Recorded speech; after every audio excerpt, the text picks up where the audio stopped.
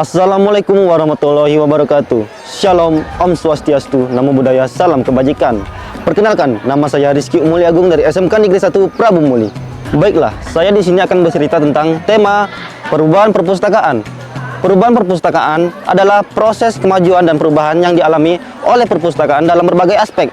Berikut yang mempengaruhi proses perubahan perpustakaan dalam berbagai proses, yaitu yang pertama, teknologi. Penggunaan teknologi digital, sistem manajemen koleksi, dan layanan online untuk meningkatkan efisiensi dan pengalaman pengguna. Dan yang kedua, yaitu layanan. Pengembangan layanan seperti referensi online, bimbingan penelitian, dan program literasi untuk mendukung pembelajaran dan kegiatan komunitas.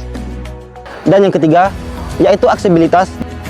Upaya meningkatkan aksesibilitas perpustakaan bagi semua pengguna, termasuk mereka yang memiliki disabilitas atau berada di daerah terpencil. Yang keempat, yaitu kerjasama. Kolaborasi dengan institusi lain dan jaringan profesional untuk berbagi sumber daya dan pengetahuan. Perkembangan perpustakaan bertujuan untuk meningkatkan kualitas layanan dan kepuasan pengguna, dan untuk melancarkan dalam berkomunikasi. Dan yang kedua, yaitu budaya membaca. Budaya membaca kebiasaan yang dilakukan oleh masyarakat atau tradisi yang dilakukan dalam kehidupan sehari-hari. Dan budaya membaca ini sangat penting dalam kehidupan sehari-hari karena mencangkup dengan minat baca dan kebiasaan membaca. Contohnya, yang pertama, pentingnya terhadap penghargaan literasi. Ini mencangkup dengan pentingnya membaca dalam kemampuan berliterasi. Dan contoh yang kedua, memudahkan akses ke bacaan, yaitu memudahkan akses ke berbagai jenis bacaan. Manfaat budaya membaca. Yang pertama, dapat menjadikan kita berpikir kritis. Dan yang kedua, menambah wawasan dan pengetahuan. Yang ketiga, dapat meningkatkan imajinasi. Dan yang terakhir, yaitu Hasanah daerah Kota Prabu Muli, yaitu Kota Nanas. Prabu Muli dijuluki Kota Nanas karena mempunyai produksi nanas yang tinggi, terutama nanas yang varietasnya tertentu yang dikenal sangat manis. Nanas Prabu Muli pun pernah menjadi primadona lokal maupun nasional pada tahun 1980-an di seluruh Indonesia.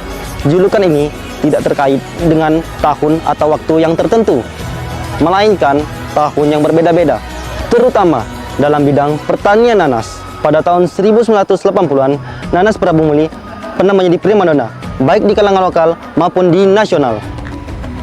Selanjutnya, kualitas nanas Prabu Muli.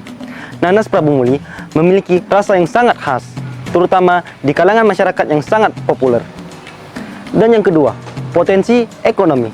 Selain dikenal dengan kota minyak dan gas, Prabu Muli juga mempunyai potensi ekonomi yang kuat dari sektor pertanian nanas. Sejarah dan asal-usul kota Prabu Muli.